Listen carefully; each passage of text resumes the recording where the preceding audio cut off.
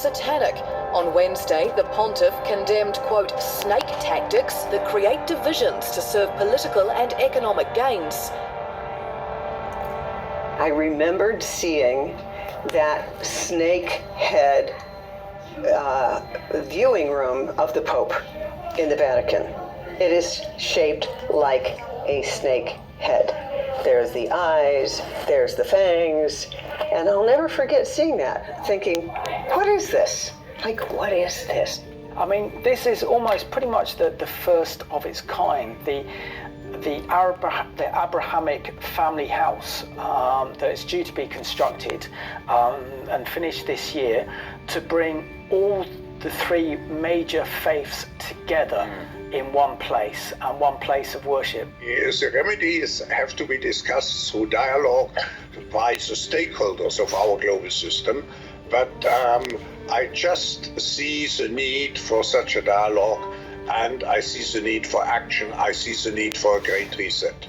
The goal is to destroy all existing religions save theirs, all existing governments save theirs, and shackle the mob in a system of eternal oppressive debt chained to a computer for the rest of their life, in a propagandized world to make them believe that they are happy in this system. And then the Blessed Mother is always, every statue, she's standing on the head of a serpent. And we know, you've heard the term, symbolism will be their downfall.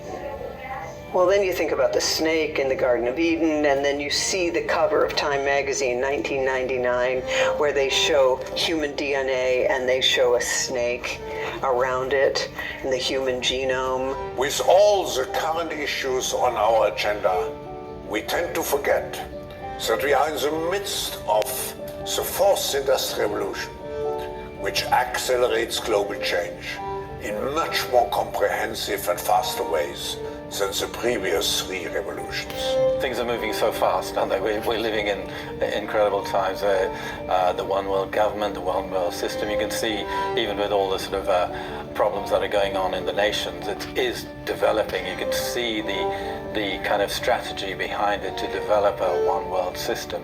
And yeah, I mean, I know that there's total denial that that's the plan behind these buildings. And as you say, it's all about peace and so on.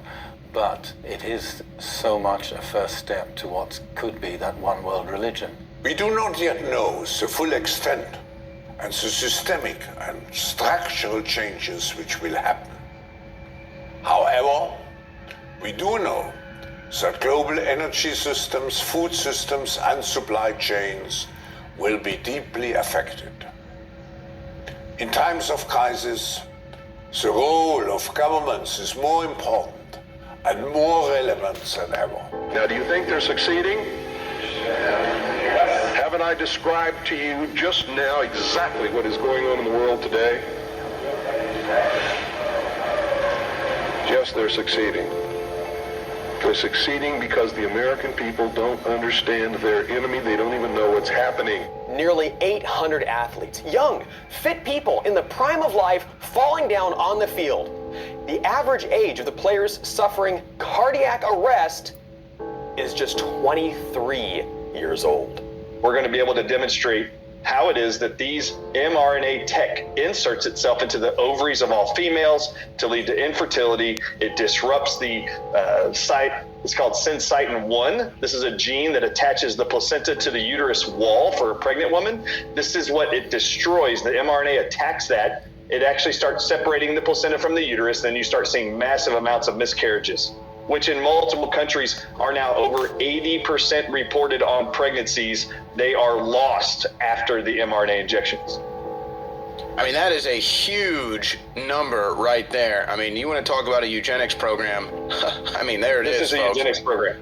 In conclusion, and despite all the challenges, we have to uphold our responsibility, which we have towards the next generation, and which we can only fulfill through collaboration on a national and on a global level.